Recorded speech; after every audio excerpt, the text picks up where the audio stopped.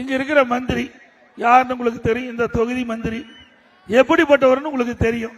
நாங்க சொல்லி தெரிய வேண்டியதில்லை.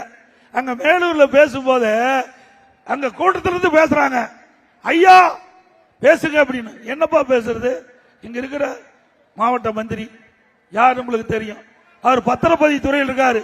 ஆக கொள்ளையோ கொள்ள அடிக்கிறான்னு கீழே இருக்கிற மக்கள் பேசுறாங்க. நான் பேசுறேன், எங்களுக்கு பாயிண்ட் எடுத்து கொடுக்கிறாங்க மக்கள். இப்ப ஏற்கனவே பிராந்தி கடையில 10 ரூபாய்னு ஒருத்தர் பேர் வாங்கியிருக்காரு. யார் உங்களுக்கு தெரியும். இப்போ இங்க இருக்கிற அமைச்சர் 10% பதிவு செஞ்சா 10%, பத்திர பதிவு செஞ்சா 10% அவருக்கு போய் சேர வேணும். அப்படி சேர்ந்தால்தான்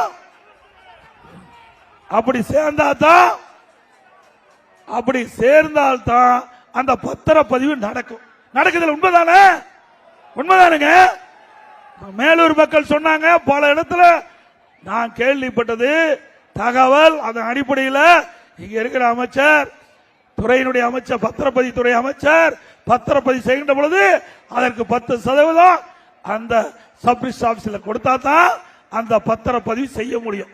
அப்படிப்பட்ட அவல ஆட்சி தமிழகத்திலே நடந்து கொண்டிருக்கின்றது.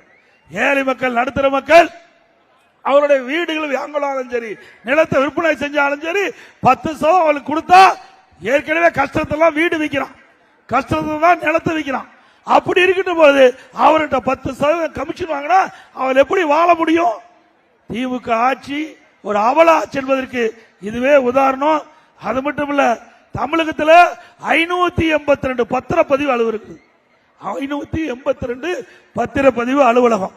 அதுல ஒரு வருஷத்துக்கு மேல பத்திரப்பதிவு அலுவலகம் இருந்ததே கிடையாது. ஒரு வருஷத்துக்கு ஒரு ஆள், அடுத்த வருஷம் இன்னொருத்தர், அதுக்கு அடுத்த வருஷம் இன்னொரு, இப்படி 582 பேர்லயும் மாத்தி மாத்தி டிரான்ஸ்பர் போட்டு அதுல ஒரு அமௌண்ட், பெரிய அமௌண்ட் வாங்கிட்டு இருக்கிறாங்க. அண்ணா திமுக ஆட்சி வரும், கீழே இருக்கிற சக்கரம் மேலே வரும்.